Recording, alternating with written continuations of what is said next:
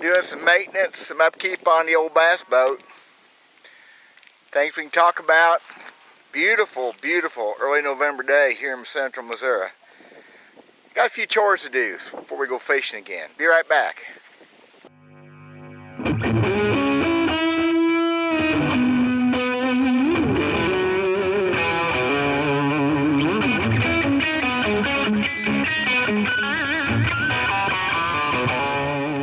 I'm in a gar hole. So first off, we're going to put some new plugs in the old girl. I am fairly certain that these are the original plugs when this motor was rebuilt and on double oil. And that means they've been in there for, 12, maybe 14, 15 hours. And it kind of starting hard on cold mornings. And sometimes when it's really good and warm, it's idling weird. And I'm gonna do the plug thing because I'm sure it's time. This thing smokes. It burns oil. It's an old school motor. And it runs really good, but we're going to go ahead and do a preemptive strike with some new plugs. Not a big deal, it won't take but a few minutes. The other thing that I've done this week, that's what I wasn't going to do, is I put a tarp on it.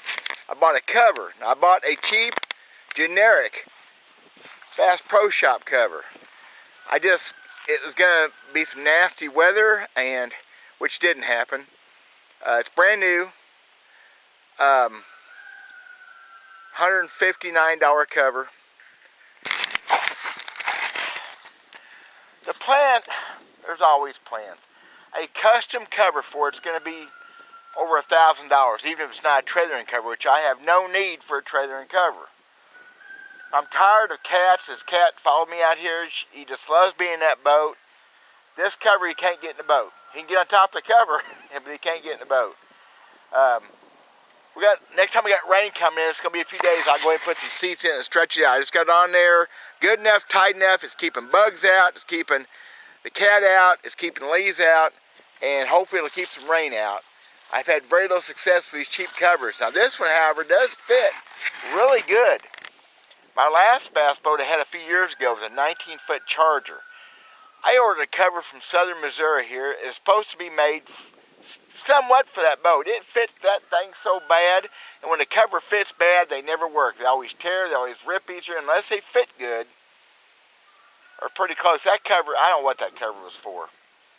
It was horrible. This cover's plenty big, which I'd rather have it too big and too small. So that is the biggest thing I've done this week. I'm going to change these plugs, go through a few things, work on some tackle, because the plan is to go fishing tomorrow.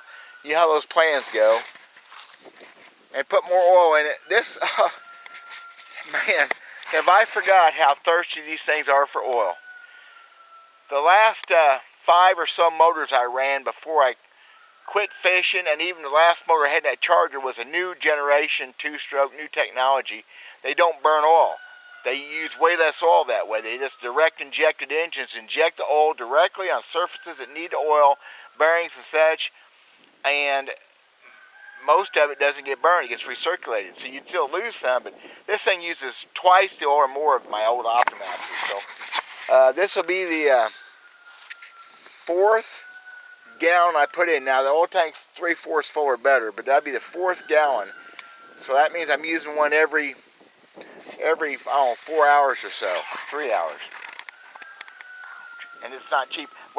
When I quit fishing in 2000, 2001, we were buying that oil bulk. Now, even Optimax oil, which is synthetic, more expensive oil, we were buying it bulk at $8.50 a gallon. Retail on it was like $14. $30 a gallon wholesale. I thought since I had these plugs out, I'd do a little lesson here, maybe help somebody. You need to look them over, inspect them. They really do look good. There's some wear on them, very little, but they look really good. Color is the same all the way across the board, no water. Good clean burn, pretty tickled. But it sure don't hurt to look them over. And if you're not sure, have a tech look at them. A plug tells a lot about what an engine's burning like. If they're burning lean or rich. Of course, these are going to burn a little bit rich. The gas mixes with the oil. You have to run enough gas to it to keep the lubrication going. The bottom cylinder in this left bank is slightly leaner than the other two cylinders, but very minor. I'm tickled with them. They look great. I thought I'd pass it on to y'all. Don't be afraid to ask somebody if you're not sure what those plugs should look like. Now these are gapless plugs, surface gap plugs. No gapping necessary. They are what they are. Tickled, they look great. Okay, that's it. Seriously, even me talking, less than 5 minutes, put those plugs in. Torque down good and tight, no specific torque. My tech said just get them tight. I want to point out a couple things though. There's a lot of wires on any outboard, modern or old. Just be careful when you're taking the cowling off and putting it on. You don't need to be yanking on things, don't be yanked on. Make sure everything's tucked out of the way, nice and neat. These coil wires, when you go to put the plugs in, you kind of go around those coils a little bit, no big deal. Just make sure they're on good, and you don't be knocking anything loose, because next thing you know, you've done a little tune-up and it doesn't work.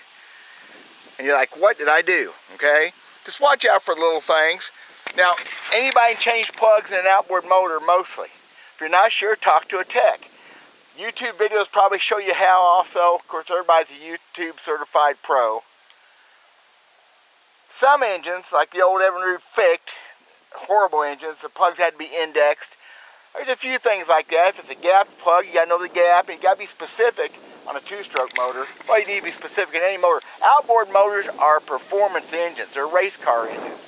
They work hard. Plugs are critical. You can blow a motor up with a plug that doesn't work right. If you ever detonate one of these motors, that ping, you'll never know it. You'll never hear it. It'll just go up in a ball of smoke. Well, actually, it won't. It'll go clunk and just stop. So another thing to do is familiarize yourself. You don't have to be a mechanic to understand where wires run. Make sure everything looks good. Nothing's out of place. Nothing's unplugged. It's not supposed to be unplugged. I know what this stuff's unplugged for. I get that. That's one of the tricks. Maybe we'll talk about some of those tricks someday. I get with my techs and why some things are unplugged, some things aren't.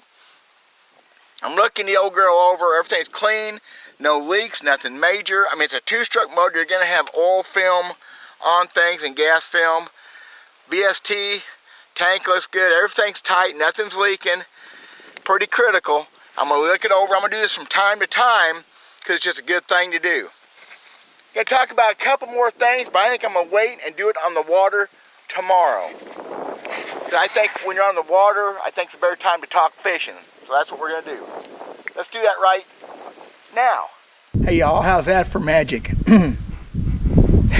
24 hours later, just within an hour or so of yesterday. And told you I'd get right back to you, so this is me getting back to you. What are we talking about? Oh yeah, I'm too tight to have a good boat cover. Too frugal. Don't like cats in my boat.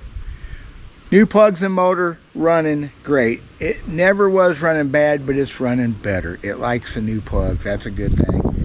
Up to my typical no fish catching mess on Lake of the Ozarks. I'm really struggling, although I have caught some in the last few minutes. A few little ones. It's been a long 4 or 5 hours. The other thing I want to talk about is a 200 Mariner. It's an old school 98 motor. Runs great. But I ordered a brand new 200 Mercury 4-stroke Pro XS 200 the day that I bought this boat. Before I even took delivery of it, I ordered a new motor.